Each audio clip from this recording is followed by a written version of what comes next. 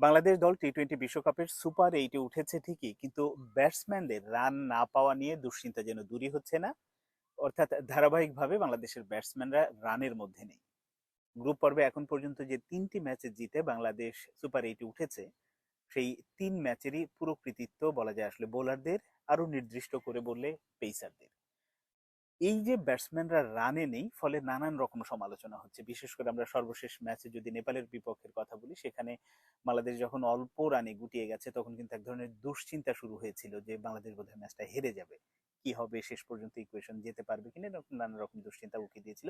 কিন্তু সব দুশ্চিন্তা দূর করে দিয়েছে বোলাররা। ওই যে বলছিলাম যে পেসাররা, তানজিম সাকিব, তাসকিন ভালো বল করছে, অসাধারণ বল করছে। আসলে মুস্তাফিজ মুস্তাফিজ উইকেট বেশি পাচ্ছে না, কিন্তু ডেথ ওভারে যে বোলিংটা করছে সেটা কিন্তু আসলে প্রশংসনীয়। মানে প্রত্যেক ধারাভাষ্যকার আলাদাভাবে মুস্তাফিজের প্রশংসা করছে।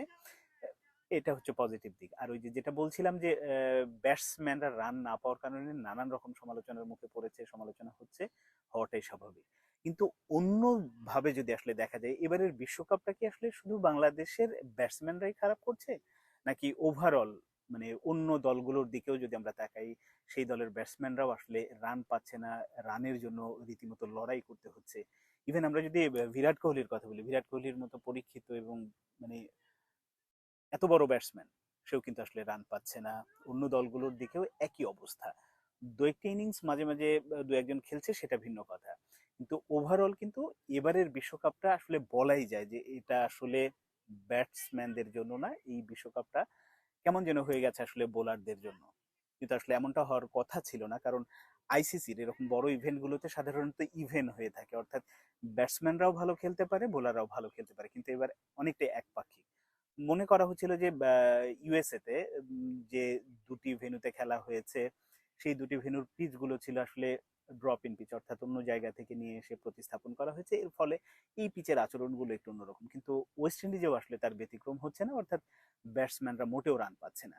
এবার এই মানে এখন পর্যন্ত গ্রুপ পর্বে যে ম্যাচগুলো হয়েছে সেখানে কিন্তু অন অ্যান এভারেজ ম্যাক্সিমাম প্রায় 38 থেকে 40টি ম্যাচে মানে প্রত্যেকটা দলই 120-এর মধ্যে মানে আটকে গেছে। 20 ওভারের মধ্যে হয় অল আউট হয়েছে, নইলে 120-এর বেশি করতে পারেনি। এবং মানে গড় রান, যেটা আমরা যদি ওভার প্রতি রান বলি, টি-20তে আমরা যেটা দেখে থাকি যে 4 ছক্কা, মানে কখনো কখনো 200-র উপরে রান হয়ে যাচ্ছে। এভারেজ মানে ওভার প্রতি রান সেটা 10-এর ওপরেও কখনো কখনো হচ্ছে। কিন্তু এবারের বিশ্বকাপে এখন পর্যন্ত গ্রুপ পর্ব যে শেষ হয়েছে, সুপার এইট শুরু হবে, তার আগ পর্যন্ত যে ম্যাচগুলো হয়েছে সেখানে কিন্তু আসলে 6.5-এর একটু বেশি, মানে কম বেশি এরকম রান হচ্ছে ওভার প্রতি। অর্থাৎ বোলাররা ডমিনেট করছে পুরোপুরি। তো এইরকম অবস্থায় অনেক রকম দুশ্চিন্তা হচ্ছে। নাজমুল হোসেন শান্ত নেপালের ম্যাচের বিপক্ষে যখন সংবাদ সম্মেলনে, সেখানে কিন্তু আসলে ব্যাটসম্যানদের দুশ্চিন্তা নিয়ে তিনিও চিন্তিত, নিজেকে নিয়েও যেমন চিন্তিত, তিনি নিজেও রানে নেই, লিটন দাস রানে নেই, সৌম্য রান পেলই না, শেষ পর্যন্ত একাদশের বাইরে চলে গেল। সাকিব আল হাসান কোনো ম্যাচে ভালো করছে, অর্থাৎ সাকিবের মতো পরীক্ষিত ব্যাটসম্যানও কিন্তু আসলে রানের জন্য আসলে রীতিমতো লড়াই করতে হচ্ছে।